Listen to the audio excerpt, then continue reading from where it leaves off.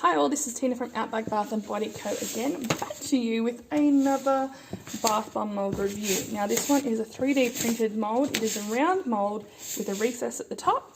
So by recess I mean it's going to have like a little indent in the top here where you can put your beautiful butter frosting, your bubble frosting, whatever you would like. This one is from Tranquil Scents and Crystals. Do not quote me.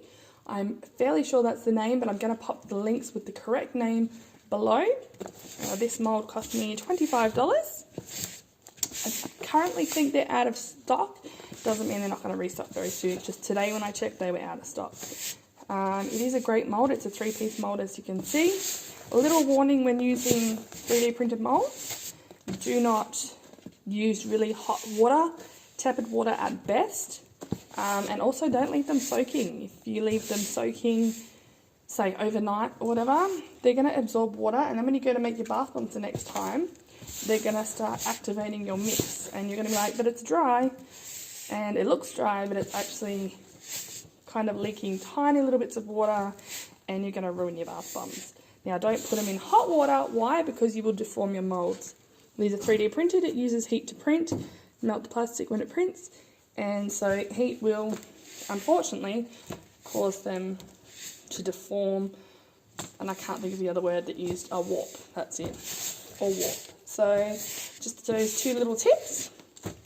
I do love a good 3-piece mold because they're so easy to do. Like, it's just, you fill it, you push it in there, give it a good old squish, and it comes out generally perfect. So, alright, let's fill this sucker up. So all I'm going to do is, oops, I've done that upside down. So I'm going to pop my top in first. So it's got the recess in it. So how am I going to do this?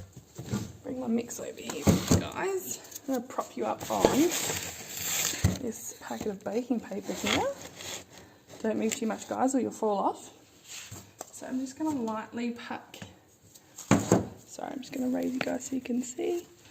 So just going to sprinkle some in.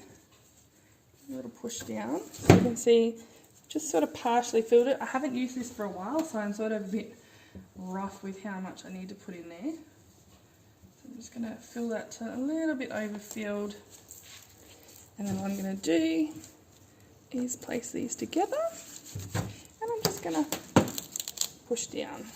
I'm going to pick it up and give it a bit of a squeeze, give it a bit of a force in there. So make sure it's all connected.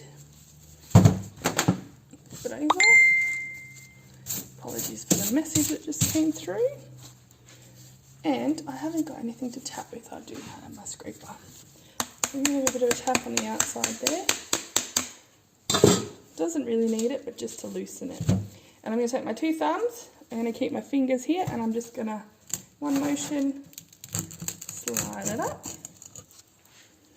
Remove the ring, and I'm going to clean up these edges, as you can see. I'm just going to turn and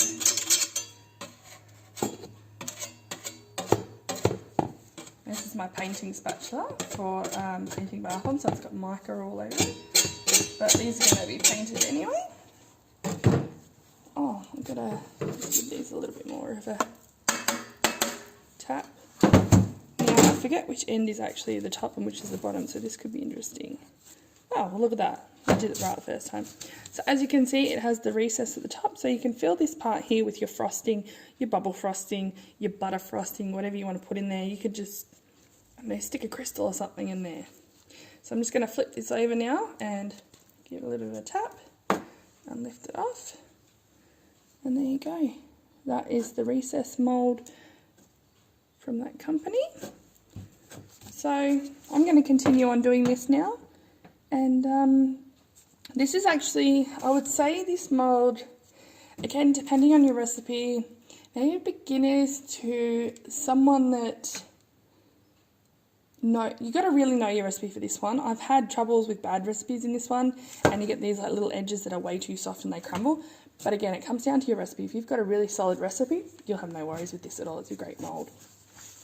But yeah, aside from that, that is that mould. So There you go. Thanks for watching. Have a great day. Subscribe and make sure you share this video with your friends. Bye.